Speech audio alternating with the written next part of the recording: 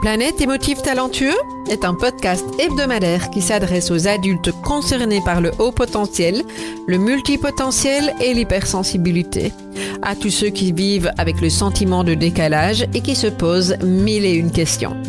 Vous découvrirez des clés pour vivre pleinement votre singularité de façon authentique par le biais d'entrevues avec des experts du haut potentiel et de l'hypersensibilité, des témoignages ainsi que des épisodes solo relatant de nombreux conseils dans le domaine. Planète émotif talentueux est animé par Nathalie Alsten, senior coach, thérapeute, auteure du livre Émotif talentueux, être soi autrement et fondatrice du congrès Douance, le seul congrès virtuel en francophonie destiné aux adultes surdoués et hautement sensibles. Bienvenue chez vous en direct de la planète Titi. Bonjour les émotifs talentueux. Alors aujourd'hui, je suis contente de vous retrouver pour un nouvel épisode en lien avec l'épanouissement au travail. Que vous soyez concerné par le haut potentiel, la multipotentialité, voire même la haute sensibilité, il y a toute une série d'éléments que l'on va retrouver dans cette quête d'épanouissement au travail. Alors, les questions souvent qu'on se pose alentour de cette thématique, c'est une des plus courantes. Est-ce que ma place est en entreprise ou au contraire, est-ce qu'il vaut mieux que je me lance comme entrepreneur? Quel type de métier, quel type de job? Moi, ça m'amuse toujours parce que j'ai régulièrement des personnes qui me demandent c'est quoi le métier idéal pour une personne concernée par le haut potentiel? Alors, j'ai pas une réponse toute faite. Il y a une réponse qui va vous correspondre et on va en reparler, bien entendu. Comment s'intégrer sans se suradapter dans une entreprise, en l'occurrence, mais pas que, parce que quand on est également à son propre compte, on peut parfois se suradapter face à des clients, c'est pas l'idéal non plus. Comment s'épanouir de manière générale, comment communiquer, ce sont tous les éléments que nous allons aborder dans ce podcast, dans cet épisode.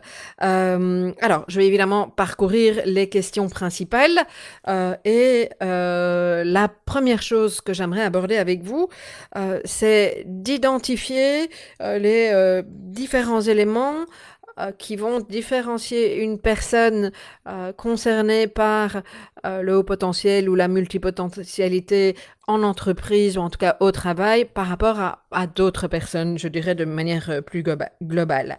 Alors, ça n'est évidemment pas exhaustif, ce que je vais vous dire, mais il y a par exemple beaucoup d'entre nous, sommes des personnes qui allons changer régulièrement de travail.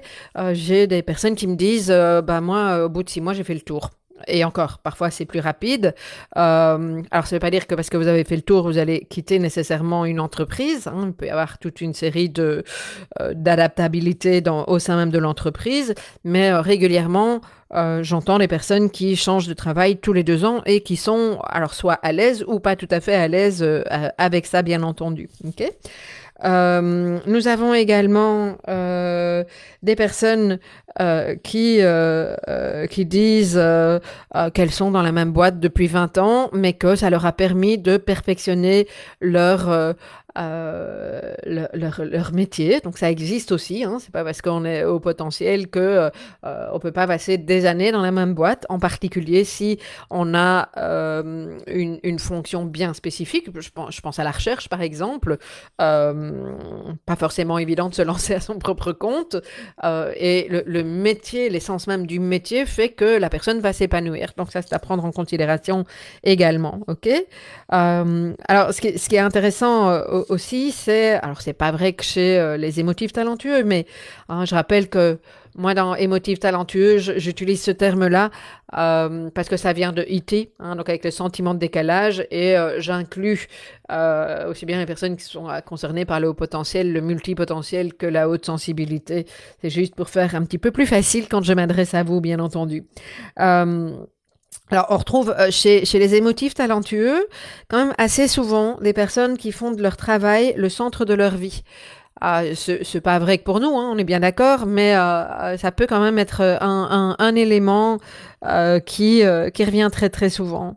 Et puis, j'ai accompagné des personnes qui veulent juste un emploi sécuritaire et qui par contre vont s'éclater dans des hobbies, dans à la limite une activité complémentaire, dans le rôle de parent, peu importe, mais voilà, hein, il y a aussi de ça. Donc il y a plein de manières de vivre son métier, de vivre son activité professionnelle, ça me semble important de le repréciser. Alors, ce qui peut être reconnu plus spécifiquement, ce qui va changer par rapport à les personnes plus classiques, si je peux dire, et qu'on va retrouver chez les multi, chez les hyper.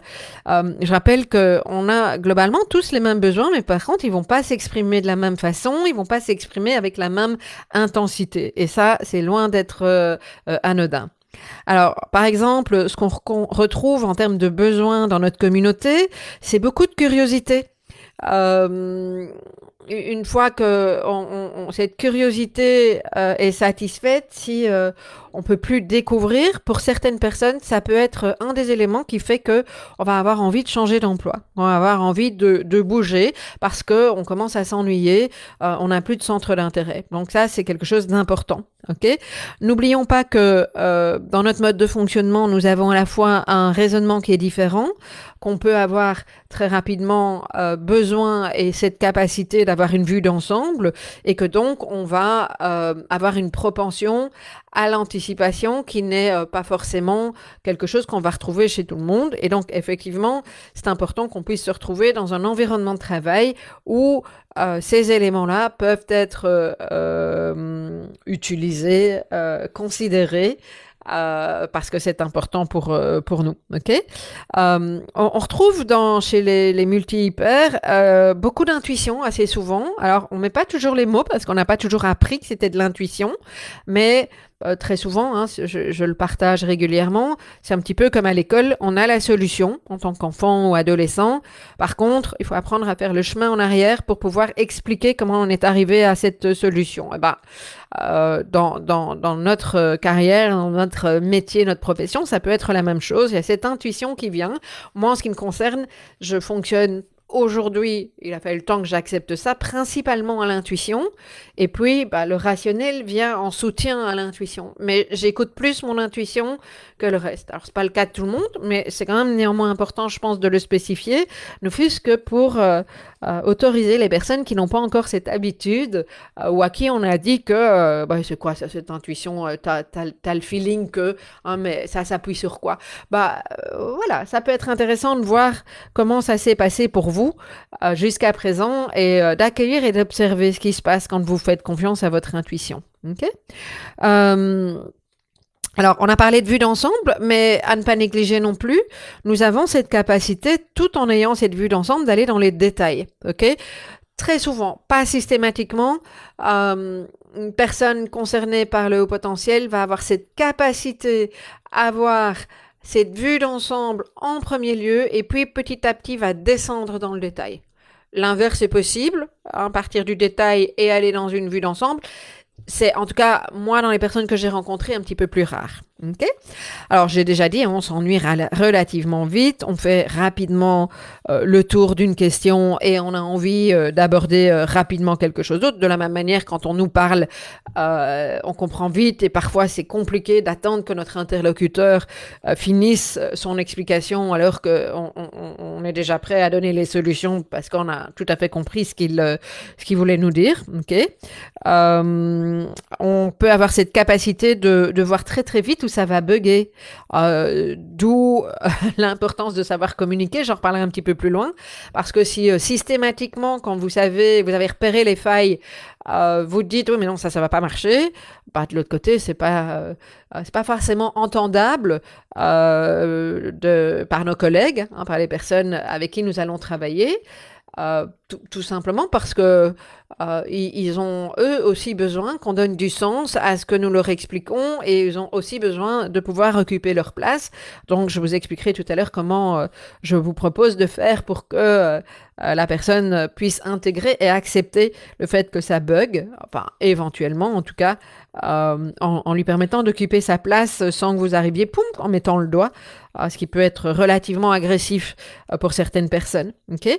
Alors effectivement, on n'a pas toujours beaucoup de patience, parce que quand on comprend vite qu'on avance rapidement, qu'on est déjà 3 kilomètres plus loin, bah, la méditation de pleine conscience parfois aide. Moi, ça m'a aidé à attendre, me poser, etc. Et d'accepter que l'autre n'a pas toujours ma vitesse. Un point qui revient très très régulièrement et qui agace beaucoup de personnes, c'est l'incompétence de collègues, enfin ce que nous considérons comme de l'incompétence. Parfois, on peut passer la barre très haut et c'est important d'être au clair avec cet aspect-là des choses. Et alors, quand c'est un de nos supérieurs hiérarchiques, quand c'est un manager, un dirigeant d'une société ou d'un service, si nous voyons de l'incompétence et une non-capacité à remettre en question, alors là, ça c'est très très compliqué à entendre et à accueillir pour les personnes de notre communauté, en tout cas dans mon expérience. Okay.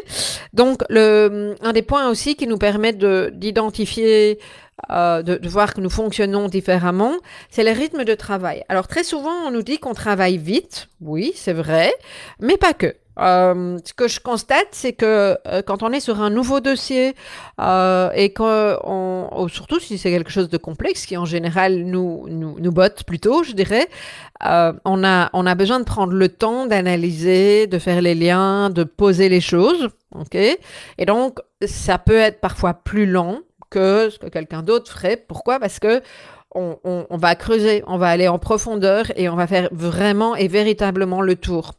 Ce qu'une autre personne ne va pas nécessairement faire, d'accord? Alors, on est bien d'accord, ça n'est pas nécessairement uniquement notre communauté qui est capable de faire ça, mais ça fait partie quand même des caractéristiques qu'on retrouve assez souvent, ok?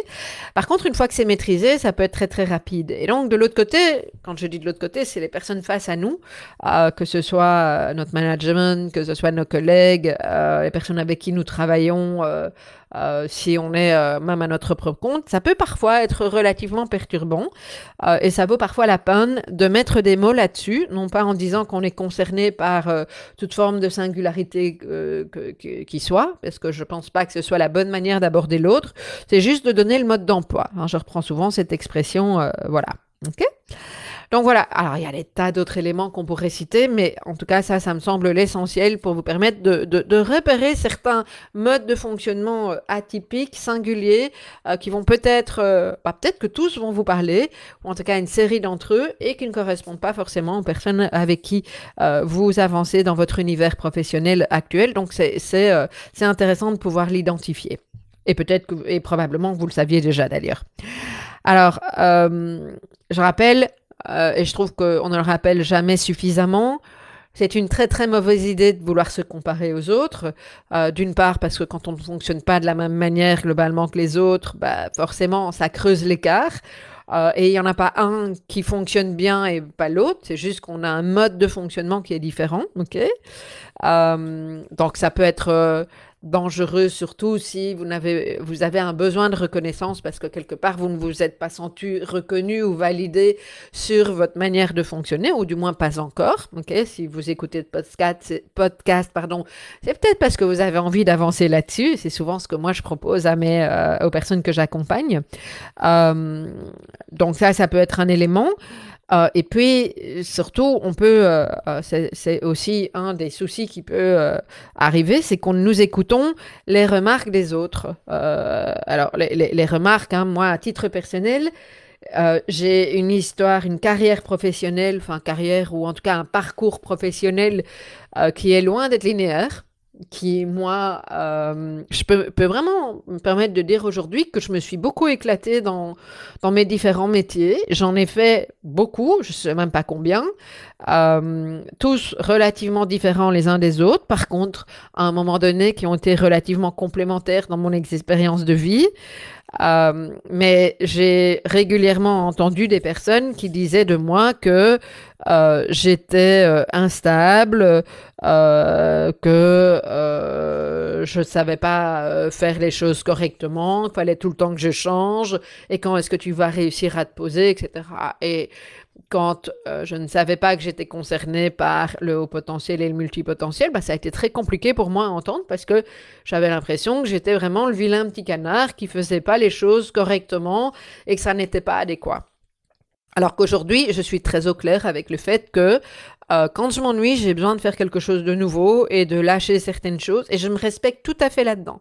Et ça, c'est vraiment important. Hein. Juste petite anecdote, je parlais avec une amie il y a quelques jours et qui me demandait, mais où tu te vois dans 5 ans professionnellement? Et en fait, moi, je suis incapable de répondre à ça. Je peux vous dire ce que j'ai envie de lancer et que ça peut prendre un certain temps. Par contre, j'arrive pas à mettre un timing dessus. Et puis surtout, j'arrive pas à vous dire qu'est-ce que je vais encore aimer, qu'est-ce qui va encore me nourrir dans les prochains jours. Probablement dans les prochains jours, mais dans les premières semaines, on peut s'imaginer, oui. Prochain mois, c'est peut-être un peu moins évident. Et prochaines années, mais je n'en sais absolument rien. Okay, je sais ce qu'il faut que je fasse et à quoi je dois être vigilante pour garder mon enthousiasme, ma flamme et garder mon intérêt. Mais il se passe parfois des choses dans la vie qui fait qu'on n'a pas nécessairement la maîtrise sur effectivement le timing. Hein. Donc par exemple, j'ai répondu à cet ami, je dis écoute, aucune idée. A priori, je te dirais qu'un congrès d'Ouance, hein, qui est un congrès que je fais chaque année, un congrès en ligne pour les personnes qui ne le connaissent pas encore, le congrès d'Ouance, c'est quelque chose dans lequel je m'éclate depuis des années. C'est très chouette parce que je cherche des thèmes qui sont nouveaux, qu'on n'a pas encore abordés. Et donc, moi, c'est ce qui me nourrit. Et j'adore rencontrer des nouvelles personnes, préparer les interviews, travailler avec elles. Donc, ça, je pense que probablement dans X années, j'adorerais encore faire ça parce qu'il y a cette variété qui est possible. Mais peut-être qu'il va y avoir autre chose dans ma vie pro ou perso d'ailleurs qui va faire que je vais être plus animée par cette autre chose. Et le congrès n'aura peut-être plus de sens pour moi et peut-être que j'arrêterai, que je le déléguerai. Je ne sais pas. Hein. Et en fait, c'est très amusant parce qu'elle m'a dit, oui, mais ça, je te connais. Hein, depuis le temps, on se connaît depuis 30 ans, facile, 35. Et elle disait, j'ai toujours vu que quand il y avait un truc qui ne te nourrissait plus, bah, tu arrêtais, tu passais à autre chose. Et voilà. Ça, c'était très chouette à échanger parce que c'est vrai.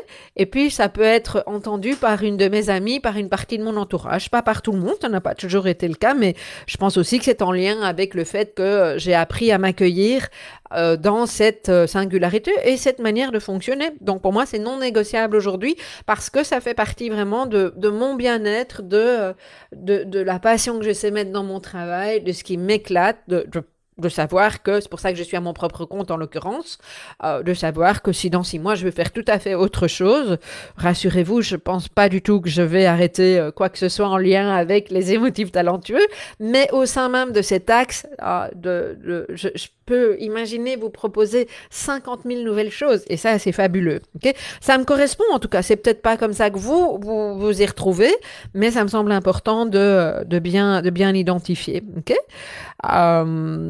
donc, qu'est-ce que je voulais vous dire? Vous voyez, alors ça, c'est les pop-up. Hein. On part, pouf, dans un truc, et puis on revient. Oui, je vous disais que j'ai fait beaucoup de métiers, au point que je ne sais même plus combien.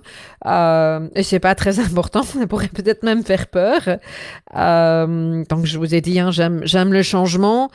Et ce que j'ai envie de vous dire aussi, c'est que, comme beaucoup d'entre nous, il est arrivé des moments où il a fallu que je travaille, que je trouve rapidement un travail pour avoir une sécurité financière.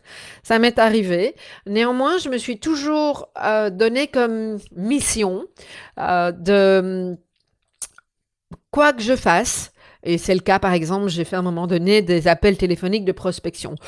C'est honnêtement pas ce que j'ai préféré faire, mais néanmoins, je me suis vraiment donné cette intention, cette mission entre guillemets, de découvrir ce que c'était, comment on pouvait vivre les choses, comment rentrer en relation avec la personne de l'autre côté, au téléphone, etc. Et ça m'a intéressé. J'ai vite fait le tour, mais je n'ai pas, je pense pas que j'ai des souvenirs atroces de quoi que ce soit comme travail, peut-être de clôture et de moments où je n'arrivais pas à passer d'autres choses parce que je ne trouvais pas autre chose. Mais voilà, globalement, alors certaines missions professionnelles ont été beaucoup plus passionnantes que d'autres, beaucoup plus en lien avec mon besoin de découverte, mais néanmoins, j'ai souvent pris plaisir à ce que je faisais. Ok. Ça m'a permis d'apprendre plein de choses. Hein. Moi, j'ai vendu, j'ai fait de la vente de cosmétiques, de compléments nutritionnels, de lingerie. J'ai même vendu de la lingerie dans le nord de la Belgique, pour la petite histoire, nord de la Belgique. Les gens parlent pas la même langue, puisque vous savez qu'en Belgique, bon, je suis belge, en Belgique, on parle deux langues. On a deux langues nationales, même trois. L'autre étant le néerlandais. J'ai toujours été très mauvaise en néerlandais, je ne l'ai jamais parlé, et ça ne m'a néanmoins pas empêché de pouvoir aller à Anvers, la ville où tout le monde parle flamand et parle absolument pas le français et ne veut pas parler français, et de vendre, faire les super belles ventes à ce moment-là. C'est vraiment, il s'est passé quelque chose et j'ai un super souvenir. Vous me redemanderiez de vendre la lingerie aujourd'hui, c'est vraiment pas le job de mes rêves à aujourd'hui, mais j'ai aimé le faire. Ça m'a permis aussi je pense que c'est à ce moment-là que j'ai conscientisé ma capacité à créer de l'intimité avec ces femmes qui avaient besoin de me parler de leurs complexes, de ce qui était important pour elles. Et je pense que j'avais déjà cette capacité à écouter, à rassurer, à ne pas juger. Donc voilà, hein, il y a toujours plein de choses à découvrir derrière tout ce qu'on peut faire. J'ai travaillé avec des aides ménagères, des assistantes administratives, des secrétaires, des managers, des CEO. Et c'est passionnant de pouvoir travailler avec différentes personnes. Par contre, ce que j'ai appris aussi au fil des années, surtout en tant qu'indépendante, c'est à rassurer la personne qui est en face de moi et qui ne comprend pas forcément ça. Donc, c'est pas forcément quelque chose que je mettais en avant. Si on me questionnait, je le faisais, mais que je mettais en avant face à la personne qui me questionnait sur, par exemple, le public avec lequel j'aimais travailler. J'ai pendant tout un temps dit que jamais travaillé avec tout le monde, et puis j'ai arrêté de dire ça parce que c'est pas rassurant pour la personne en face de moi. Donc je peux, sans mentir et en me respectant, parce que pour moi ça fait partie de mes valeurs, dire que j'apprécie particulièrement de travailler avec tel public, par exemple. Ok. J'ai eu un magasin de décoration, j'ai adoré lancer le projet, faire de la déco, voir ce qui était beau, travailler la partie marketing. À l'époque, il n'y avait pas d'email, on envoyait des courriers, etc. Je me suis bien amusée, puis j'ai fait le tour au bout de 5 ans. Ok. Mes parents avaient un resto, j'ai fait à peu près, j'ai pas fait de cuisine, il valait mieux pas. Mais j'ai bien aimé aussi, même si j'ai jamais voulu reprendre le restaurant de mes parents, ça a fait partie de ce que j'ai fait. Voilà, j'ai donné énormément de formations et encore beaucoup d'autres choses. Mais donc, ce que je trouve important, pourquoi je m'amuse à vous citer tout ça, c'est aussi pour vous dire que quand je me suis investie dans ces différents métiers, dans ces différentes missions, parce que parfois c'était très, très court, j'ai chaque fois appris quelque chose, je suis chaque fois partie sur le parti pris que ça allait m'apporter quelque chose. Et aujourd'hui, dans ce que je fais, je trouve que toutes mes expériences professionnelles m'aident vraiment à comprendre les gens, à être qui je suis. Et je me dis que finalement, il n'y a pas eu de hasard.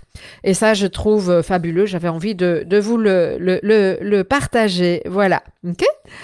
Euh, alors oui, effectivement, hein, je vous l'ai déjà dit tout à l'heure, hein, parfois j'ai eu des retours sur mon instabilité, ce qui me fait bien sourire aujourd'hui.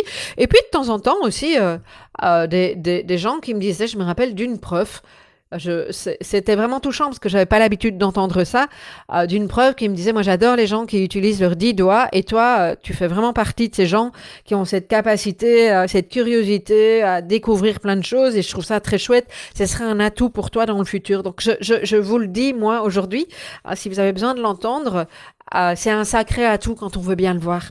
Ok. Donc une fois de plus, hein, je pense que ce qui est important, c'est de s'accepter aussi dans son besoin de changement. d'être très au clair que pour une série d'entre vous, et dont je fais partie, travailler sur la même, faire tout le temps la même chose pendant des années, ça risque de ne pas être quelque chose qui vous correspond. D'accord? Alors, donc voyez ce qui est important pour vous, bien entendu. Pour avancer vers ça aussi, moi j'avais envie de vous parler de valeurs, parce que quand on parle d'épanouissement professionnel, c'est important d'être au clair avec ce qui nous motive, nous donne de l'énergie quand ces valeurs sont rencontrées. Okay? Donc, si vous avez envie d'avoir une liste de valeurs, bah, c'est très simple, hein, vous tapez sur Internet valeurs, ou liste de valeurs, il y en a plein. Hein, sur Google vous donnera toute une série d'infos sur ça. Je vous donne quelques exemples. On peut avoir une valeur de liberté, on peut avoir, dans notre communauté, on retrouve ça très souvent, une valeur d'apprentissage. Oh, moi, j'adore apprendre. Et si je n'apprends pas, je meurs, entre guillemets. Attention, on voit les mots. Valeur de curiosité, de respect, ça c'est une valeur universelle, de découverte. Okay. Alors, ce qui est important, c'est de savoir comment ça va se traduire. Je prends la valeur de respect, par exemple. Je pense qu'à peu près tout le monde peut vous dire que c'est important pour elle ou pour lui d'être respecté. Par contre, si vous demandez à cette personne comment c'est pour toi d'être respecté ou de témoigner du respect à quelqu'un, vous allez voir que ça va être complètement différent d'une personne à l'autre. Donc, je vous invite vraiment à faire cet exercice de voir, tiens, au niveau professionnel, puisqu'on est dans le niveau pro, comment ça va se traduire pour vous, cette notion de respect, ok?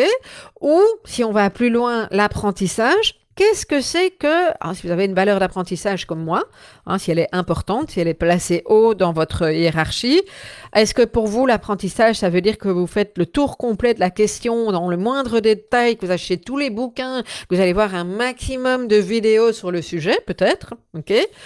Est-ce que vous allez avoir besoin, au contraire, pour satisfaire votre besoin d'apprentissage, de répondre à une question précise, ou au contraire, est-ce que vous, votre objectif, ça va être de solutionner un problème, etc., etc. Moi, en ce qui me concerne, Nathalie, c'est très, très axé sur la solution, aujourd'hui en tout cas, sur le solutionner un problème. Donc, je vais adorer apprendre. Par contre, j'ai pas besoin de tout savoir. J'ai un objectif très clair, un besoin de rencontrer une façon de contourner quelque chose de compliqué, de trouver une solution, de contourner un problème.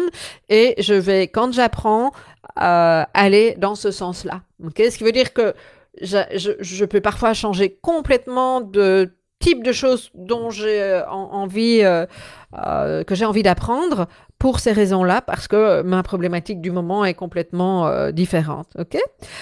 Et donc, c'est important que vous sachiez ce qui vous motive, vous. Et ce que je vous invite à faire, c'est de lister vos valeurs, de les hiérarchiser. Donc, en général, moi, je propose de prendre les 5 plus importantes et de voir comment elles se traduisent de manière concrète pour vous, en l'occurrence au niveau professionnel ici. OK? Ça me semble important. Alors, j'avais envie de faire un petit rebond sur un petit point sur une des valeurs qui est quand même assez commune, et c'est un besoin de sécurité. Ce qui me semble important aussi, c'est de voir, tiens, votre besoin de sécurité, comment il va se traduire? Est-ce que ça va se traduire par un emploi stable, un salaire qui tombe tous les mois de minimum autant, et avec cette entre guillemets certitude, ou au contraire, est-ce que pour vous, la sécurité, ça va d'être de vous sentir bien et de vous épanouir dans votre travail, de pouvoir contribuer? Moi, ma sécurité, elle est là. Quand je suis alignée dans ce que j'ai envie de transmettre, dans ce qui est important pour moi de contribuer, quand je suis dans ma passion, je me sens en sécurité, et j'ai observé que la sécurité financière venait de cette manière-là. OK? Pour moi, la sécurité d'un salaire, c'est tout sauf de la sécurité. Donc c'est ça qui est important à comprendre au niveau des valeurs. OK? Alors, un autre point, identifiez vos compétences. Alors, une compétence, dans notre communauté, ce qui peut être amusant, je rigole, vous l'entendez, ce qui peut être amusant, c'est que quand c'est facile, quand c'est simple, très souvent on a tendance à oublier que c'est une compétence. Ben non. C'est quand même une compétence, ok? Et donc, ce qui me semble important à dire ici, c'est vraiment de lister toutes vos compétences, même celles que vous estimez pas vraiment des compétences parce que vous faites ça fluidement, simplement, ou que c'est un truc facile, ok? C'est quand même une compétence. Par contre, je trouve essentiel, et je réinsiste, c'est pas parce que vous savez faire les choses, que vous savez même bien faire les choses, et même faire facilement les choses, ou en tout cas une chose en particulier, que vous êtes obligé de faire cette chose-là. Je vous donne un exemple. Il y a quelques années, on a perdu dans la course du congrès d'Ouance un webmaster. On n'était que deux dans l'équipe à cette époque-là. Donc, j'ai laissé mon assistante de l'époque faire tout ce qu'elle pouvait faire et moi, je me suis occupée du site internet. Donc, je sais faire, j'ai appris à faire. Je me suis amusée sur le moment à découvrir le truc. Et puis, bon, c'est mon entreprise, j'avais vraiment pas le choix. J'avais envie aussi que ce congrès puisse fonctionner. Donc, j'y ai été. Hein, j'ai essayé d'y aller le plus en fluidité. Le résultat était assez surprenant et pas mal. J'étais assez fière de ce que j'avais fait compte tenu de ce que je pensais être mon peu de compétences. Et il y a des tas de personnes qui m'ont dit, mais tu devrais continuer à le faire. Et ça, c'était no way, non. J'ai bien aimé l'expérience. Enfin, j'ai accueilli l'expérience. Je peux pas dire que j'ai bien aimé, mais j'ai pas détesté non plus. L'expérience, c'est chouette parce que maintenant, quand je m'adresse à un webmaster, j'ai découvert toute une série de choses sur lesquelles je peux échanger avec ce webmaster, que je ne saurais probablement pas si je n'étais pas passée par cette étape. Mais je vous promets que c'est pas ça ce qui me motive, qui me nourrit. Il y a des tas d'autres choses. Donc ça, je ne veux plus faire. Et c'est ce que je cherche aujourd'hui avec mon équipe, c'est de trouver des personnes qui sont dans leur zone de génie. La zone de génie, c'est quoi? C'est ce que vous faites avec bonheur, vous voyez pas le temps passer, dans lequel vous êtes bon, et même vous êtes particulièrement bon. L'idée, c'est pas de comparer, mais que vous faites même de manière unique. Alors, moi, dans l'équipe, j'ai quelques personnes qui ont des zones de génie très spécifiques, et c'est ce que je recherche vraiment dans mon équipe. Et ça, c'est génial de m'entourer de personnes qui ont des zones de génie complètement différentes des miennes, et je leur délègue ça. Hein, je pense à Sarah dans notre équipe, c'est notre geek. Elle adore automatiser, chercher des trucs. Alors moi, c'est le truc, mais qui me dépasse. Elle adore le faire. Bah, c'est elle qui le fait, effectivement. Et ça, c'est vraiment super. OK? Donc, c'est important. Alors, petit bémol sur les compétences. Certaines personnes me demandent régulièrement, est-ce que pour une personne concernée par le haut potentiel, c'est une bonne idée de faire un bilan de compétences? Alors, je dirais oui et non. Ça dépend ce que vous en attendez et ça dépend avec qui. Alors, comme le dit bien, bilan de compétences, ça va lister toute une série de compétences. Donc, si vous avez besoin de vous rassurer, ça peut être intéressant. Néanmoins, si ce bilan de compétences vous vise à vous permettre de trouver votre voie, par exemple, il est essentiel, et j'insiste là-dessus, que la personne soit habituée de travailler avec des personnes concernées par le haut potentiel ou la multipotentialité. Pourquoi? Parce que sinon, on va vous enfermer dans des cases, et ça, il n'y a rien de pire pour notre communauté, pour les personnes comme nous. Okay? Donc, j'insiste sur cet aspect-là des choses. Alors, un point sur lequel j'avais envie d'avancer avec vous également, c'est justement, alors trouver sa voie. Moi, je ne sais pas si on peut vraiment parler de voie, parce que ça change tellement chez nous que je pourrais dire la voie du moment, peut-être. En tout cas, c'est comme ça que je vois les choses aujourd'hui. Mais je trouve intéressant d'identifier ce qui vraiment va vous nourrir, vous apporter de l'énergie, vous connecter à vos passions. C'est des mots que je réutilise souvent. Et il y a, j'en parle dans mon livre d'ailleurs, une méthode qui s'appelle l'ikigai, qui est assez intéressante, et en fait, qui vous permet de répondre à 4 questions. Donc, indépendamment, on vous suggère de lister ce que vous aimez faire. OK? Ça, c'est un premier aspect. Un deuxième aspect, c'est ce en quoi vous êtes doué. Alors, il peut y avoir beaucoup de choses, hein, même si on ne se rend pas toujours compte qu'on est doué. Troisième aspect, ce dont le monde a besoin. Et qui, quelque part, c'est une cause qui va vous sensibiliser également, hein, bien entendu. Quatrième et dernier élément, c'est pourquoi je peux être payé. Et ce qui est intéressant, c'est qu'on va croiser tous ces éléments-là. Et donc, l'ikigai, c'est vous permet d'identifier les différents éléments, les différentes activités, les différentes compétences qui se rejoignent dans les réponses positives à ces 4 questions. C'est assez intéressant à faire. Je vous invite vraiment à y aller. Moi, c'est quelque chose que je travaille dans le programme qui s'appelle Programme 6 étapes pour se réaliser. À un moment donné, c'est une phase qui est importante. Alors, soit pour clarifier ce dont vous avez envie au niveau professionnel et petite spécificité de notre communauté, aussi ce qui nous permet d'envisager certains hobbies. Parce que même si vous pouvez, si ça rencontre ces 4 éléments et que vous pouvez être payé pour quelque chose, moi je me rappelle un de mes amis qui adore cuisiner et qui fait ça de façon extraordinaire et quotidienne. J'ai dit, mais pourquoi tu n'ouvres pas un resto? Pourquoi tu fais pas ça? Et parce qu'il était en recherche professionnelle à un moment donné. Il m'a dit, non, ça, je veux vraiment que ça reste mon hobby et je ne veux pas me mettre de pression par rapport à ça. Et ça le restera toujours. J'ai envie de m'orienter vers autre chose professionnellement. Et je pense que c'est important de pouvoir clarifier cette question-là. OK? Alors, la question aussi de quelles entreprises, avant d'envisager de se lancer, je pourrais faire tout à fait un autre podcast sur le fait de se lancer en tant que personne multipotentielle. Donc, j'ai envie d'aborder le fait de l'entreprise. Même chose, ça pourrait être un podcast, un épisode à lui tout seul, que de répondre à cette question. Donc, je vais parcourir certains éléments. Beaucoup de personnes me disent que les entreprises ne sont pas adaptées et qu'on est donc obligé pour s'intégrer, de se suradapter. Moi, je ne pense pas. Je pense effectivement, je confirme qu'il y a une série d'entreprises qui ne sont pas adaptées, mais c'est vrai pour nous, c'est vrai pour les personnes qui ne sont pas concernées par le haut potentiel également, ou la haute sensibilité.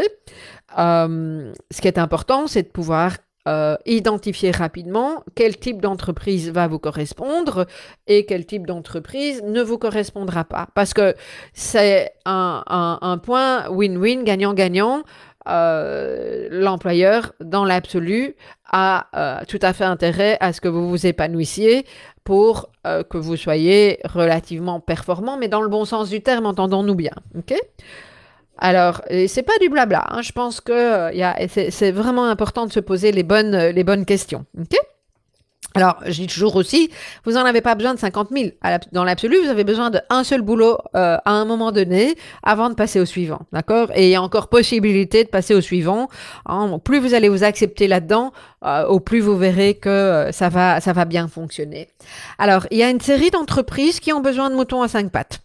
Okay. Ce que j'appelle un mouton à 5 pattes, à d'autres moments un couteau suisse, sont des personnes qui sont multicompétentes, qui en sont conscientes. Et alors, ce sont des types d'entreprises ou de fonctions spécifiques. Moi, par exemple, je peux pas engager aujourd'hui 20 personnes dans mon entreprise. Donc forcément, je vais avoir besoin de personnes qui sont compétentes dans plein de choses. Okay. Et comme on fonctionne tous comme ça, c'est quelque chose qui est important dans mon entreprise. Une start-up va également peut-être avoir besoin de quelqu'un qui est multicompétent ou parfois aussi, au contraire, avoir une expertise bien spécifique avec une capacité de voir les choses d'une manière bien pointue également. OK? Le tout, je pense que c'est vraiment d'être excessivement au clair avec votre authenticité. Je voyais l'autre fois, vous savez que j'ai un groupe Facebook, Regard Pluriel Émotif Talentueux, et à quelqu'un qui expliquait que qui posait la question de savoir comment faire pour passer en interview et comment en gros, ce que la personne demandait, c'est comment s'adapter à ce que l'intervieweur voulait.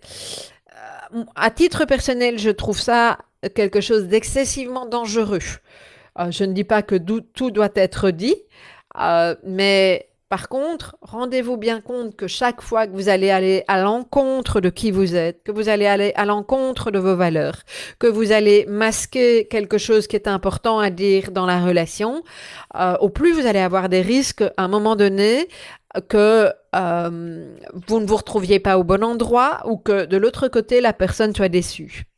Donc, c'est une stratégie comme une autre. Moi, personnellement, je ne la recommande pas. Je suis une fervente défendresse de l'authenticité. Alors, pas l'authenticité dans le fait de montrer ses vulnérabilités, de tout dire. C'est pas ça. C'est juste l'authenticité dans le fait de vous respecter. Et le fait de vous respecter, c'est d'être bien au clair avec ses valeurs, avec ce que vous recherchez, ce qui est important. Et au plus vous allez être focus, au plus vous allez être aligné, au plus vous allez avoir cette possibilité d'être, à mon avis, entendu ou pas. Moi, je dis que quand vous vous retrouvez face à un employeur, un recruteur qui vous respecte pas dans qui vous êtes, ben, c'est bien. C'est que c'est pas le bon endroit pour vous, ok? Et je trouve que c'est tellement important, ok? Donc, soyez au clair avec vos valeurs, au clair avec la possibilité de les exprimer, de questionner l'entreprise aussi sur ces mêmes valeurs, et puis de sentir, de ressentir ce qui se passe. J'insiste, j'ai parlé tout au début de cet épisode d'intuition. Ça en fait partie. Si vous prenez le temps, vous allez savoir. Moi, je me rappelle, alors ça fait longtemps que je suis plus employée, mais mon travail, le job que j'ai eu je suis rentrée comme responsable du marketing dans une filiale d'une multinationale. J'y ai été parce que je ne voulais pas décevoir le chasseur de tête, donc très dans l'adaptation, voire la suradaptation. Et en fait, j'ai cliqué avec le gars assez rapidement. Et là, j'ai senti, parce que je vous assure que j'ai failli renoncer au rendez-vous. Je ne vais pas vous raconter toute l'histoire, mais j'ai vraiment failli ne pas y aller. C'est juste parce que j'étais tellement dans cette rigidité et dans le fait que je m'étais engagée et que je devais y aller, et tant mieux, parce que ça m'a apporté un super boulot. J'ai vraiment cliqué, j'ai vraiment eu l'intuition que je pouvais apprendre plein de choses avec ce monsieur, qui en l'occurrence est concerné lui aussi par la haute le haut potentiel. Je vais y arriver, hein, parfois je vais partir dans un autre sens. Je me suis éclatée pendant 7 ou 8 ans, je ne sais plus. Vraiment, j'ai appris énormément. Je ne regrette absolument pas cette partie de ma vie professionnelle. Elle a été passionnante. J'ai pu passer par plein de services. C'était vraiment super. Donc, vous voyez, j'aurais très bien pu éviter d'aller à ce rendez-vous et passer à côté de ça. Ok. Donc, accepter également, je pense que c'est important que vous allez avoir besoin de changement. Soit vous êtes dans une petite structure qui vous donne cette possibilité de se travailler sur plein de dossiers. Moi, c'était dans cette filiale. Il avait bien compris, ce monsieur, hein, ce boss, que une fois que je m'ennuyais, il fallait me mettre, me permettre de travailler sur un nouveau projet ou avec un nouveau service, ce qui fait que j'ai vraiment fait le tour de toute l'entreprise. Et ça, c'était vraiment très, très clair. Et je pense que il y a d'autres personnes, ça veut dire qu'elles vont soit changer au sein de l'entreprise ou bien changer l'entreprise régulièrement. C'est OK. Et au plus vous allez être OK avec ça, au plus vous allez le défendre sur un CV et au plus vous allez le défendre face à quelqu'un qui va vous questionner là-dessus. Et peut-être qu'on ne vous questionnera même pas là-dessus parce que ça va être évident, ok? Donc, soyez au clair, le plus au clair possible avec votre objectif, ce que vous voulez pour pouvoir l'exprimer. Ça, c'est important. Et puis, évidemment, il y a la possibilité de se lancer à son propre compte. Hein, comme je dis, ça pourrait faire un épisode complet. Ce que j'ai juste envie de vous dire, c'est avec ce besoin de faire beaucoup de choses, ayez un point de vigilance, c'est garder votre axe, soyez attentif à la dispersion et soyez attentif mettez de l'importance à la gestion de votre énergie parce que c'est pas le tout de savoir et vouloir faire beaucoup de choses. Il arrive un moment donné quand on démultiplie tout ça. En tout cas, moi, je suis passée par là. À un moment donné, je ne savais plus ce que je faisais, à qui je disais quoi, comment je communiquais et je me suis vraiment épuisée. Donc, voilà. Alors, dernier point, cet épisode est un peu plus long que d'habitude, mais j'avais envie de vous transmettre plein de choses. Un point qui me semble essentiel, c'est d'aborder la question de comment je fais pour travailler avec l'autre ou les autres. D'ailleurs, que ce soit, je pense que c'est un des pièges, c'est de dire qu'on va se lancer à son propre compte pour ne plus avoir à faire face à ça. À mon sens, c'est une erreur parce que à son propre compte, à un moment ou un autre, on travaille avec d'autres personnes, ne fût-ce que nos clients, et que quelque part, le problème revient si on n'a pas appris à avancer avec ça. Ok? Alors souvent les gens me disent aussi, ah oui, mais c'est plus facile de travailler avec les autres personnes concernées par le haut potentiel. Oui, mais pas forcément, parce que ça complexifie parfois les choses. C'est en tout cas pas une garantie. Pour moi, ce qui est une garantie, j'irai pas jusque-là, mais en tout cas une valeur sûre, c'est la capacité à développer son intelligence émotionnelle, à travailler sur soi, parce que ça vous permet, vous, d'accueillir beaucoup plus de choses, d'éviter les frustrations, de repérer plus vite vos modes de fonctionnement et ça vous permet d'être plus facilement en phase avec l'autre et à l'écoute de l'autre. Okay? Donc, un point qui me semble important, c'est que quand vous travaillez avec l'autre, avec les autres, entre autres au niveau du lien, de la connexion que vous allez avoir avec votre management, c'est de bien clarifier qu'on vous délègue des responsabilités et non pas des tâches. Ça, c'est quelque chose pour nous qui est essentiel, de faire cette différence-là d'une délégation de responsabilités et non pas de tâches, et que quand vous allez être dans un échange avec votre management, c'est qu'il y ait des échanges sur le résultat qui a été attendu. On vous a délégué une responsabilité en lien avec une série d'objectifs, de résultats attendus, etc. OK. Et pas sur des échanges sur le comment. Alors peut-être qu'au début d'une carrière, on a besoin d'être épaulé, coaché, etc. Mais en tout cas, il y a besoin d'un dialogue alentour de ça. Si vous repérez qu'on vous impose le comment et que ça n'a pas de sens pour vous, il y a beaucoup de chances que ça ne puisse pas fonctionner. Et que donc, je vous invite à exprimer très très rapidement cet aspect-là des choses. Donc ça, c'est par rapport au management. Que ce soit le management ou des collègues directs ou des fournisseurs extérieurs, ou peu importe avec qui vous travaillez, je trouve que c'est important. On a tous besoin d'occuper notre propre place. Pensez-vous aussi à laisser la place à chaque personne avec qui vous allez travailler. Et laisser la place, c'est aussi laisser l'autre s'exprimer.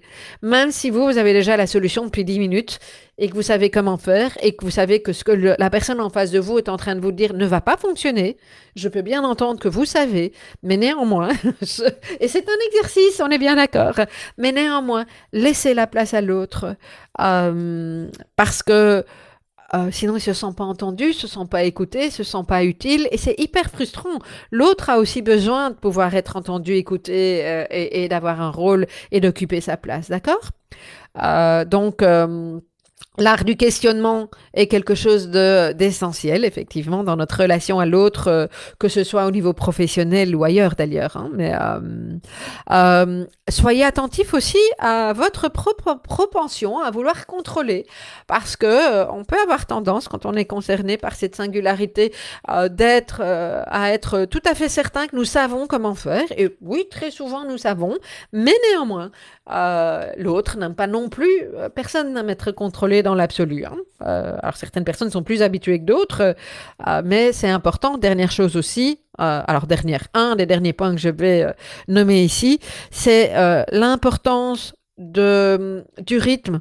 Tout le monde ne fonctionne pas au même rythme que nous. Je répète, tout le monde ne fonctionne pas au même rythme que nous. Et donc, c'est important d'être conscient de ça et de rappeler à l'autre que peut-être que si nous allons trop vite ou pas assez, mais qu'il a la possibilité de vous poser des questions et de vous le signaler. Okay? Voilà. Alors, au niveau de cette intelligence émotionnelle et de cette manière de connecter avec les autres, pour moi, la meilleure façon de fonctionner, ça reste toujours de questionner, de coacher, d'accompagner et certainement pas d'imposer. Ça peut paraître évident, mais je le rappelle. Okay? Alors voilà, pour aujourd'hui, j'arrive tout doucement à la fin de cet épisode. Je refais un petit récapitulatif parce que j'ai donné beaucoup de contenu. L'importance pour moi, pour s'épanouir professionnellement, et pas que professionnellement. Première chose, c'est d'apprendre à vous connaître dans vos modes de fonctionnement, hein. En particulier, si vous m'écoutez et que vous venez de découvrir votre singularité, vous n'êtes pas encore tout à fait au clair, prenez le temps. Écoutez mon podcast, allez voir ce que je propose. Je redonne très régulièrement des interviews, je fais des rediffusions du congrès d'Ouance, j'offre toute une série de ressources. Donc prenez le temps de vous découvrir et d'avoir vos nouveaux points de repère. Okay. Apprenez à accueillir votre singularité, hein, et de vous détacher du regard des autres. C'est un point qui est important. Okay. Euh, Tout est de toute façon un pas à la fois. Tout est OK, à votre rythme. Prenez le temps qu'il vous faut. Allez vite, lentement. C'est OK, d'accord? Pensez à hiérarchiser, à lister, pardon, vos valeurs, hein, ce qui est important pour vous, et à les mettre dans l'ordre. Je vous ai parlé de l'ikigai et donc de vos compétences, hein, un point important aussi à lister. Euh, Si vous travaillez en entreprise ou que vous voulez travailler en entreprise, voilà, soyez au clair avec ce qui est important pour vous en termes d'apprentissage et de besoins, hein, de valeurs. Développez votre intelligence émotionnelle pour travailler avec les autres. Mais une fois de plus, la bonne nouvelle, c'est que ça ne sert pas uniquement au travail.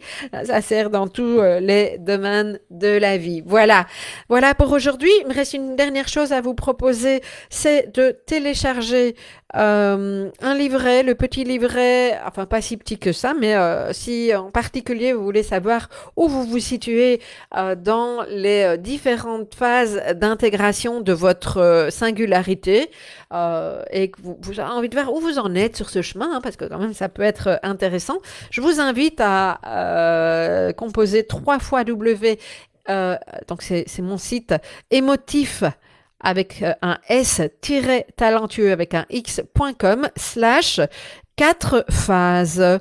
4 en chiffres, phases, en lettres, voilà. Et vous aurez la possibilité de télécharger le livret qui vous explique les différentes phases, qui vous donne des conseils, des points de repère également, et vous aurez quelques petits exercices à faire. Ça vous permettra d'identifier déjà une série d'éléments qui pourront vous aider professionnellement.